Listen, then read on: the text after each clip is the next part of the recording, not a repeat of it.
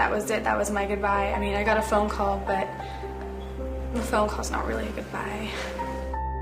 I'm sure there's been so many days that Alyssa just didn't even want to get out of bed. I was really confused. I was like, what's wrong with my dad? And I didn't understand what was going on at all. My mom told my dad that if he didn't, straighten up, that it was going to be over between them, and they were together for 25 years, so that was like a big reality check for him. He told us he was going to burn our house down with him in it, and so he locked our front door and lit the curtains on fire while I was standing outside, and I had to climb in with the hose through our kitchen window, and I put out the fire.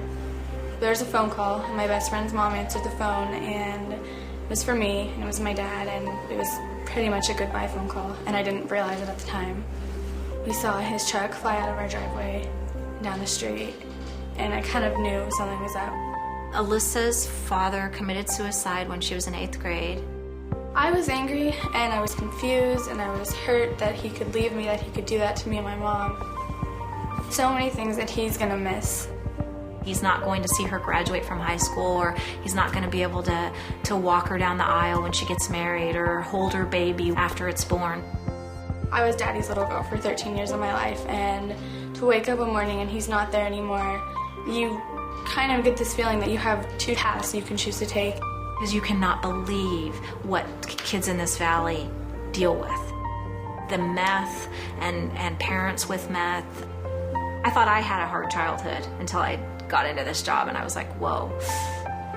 She could have gone a totally different direction. She could have gotten into drugs, she could have just started making bad choices, and she didn't do that. Instead of giving up, I became determined to succeed in everything, every goal that I set in front of myself. Oh my gosh, I love speaking Spanish, and I love it because you can travel places and be able to communicate with the people. My hopes are to go to college and to become an interpreter and just to be happy with my life and where I am in the future. She's going to be the first in her family to graduate from high school and the first to go to college. The other day I was looking at students that are up for valedictorian, and Alyssa's just right there. She's at the top of her class. I'm determined, and I am honest. I'll tell you how it is.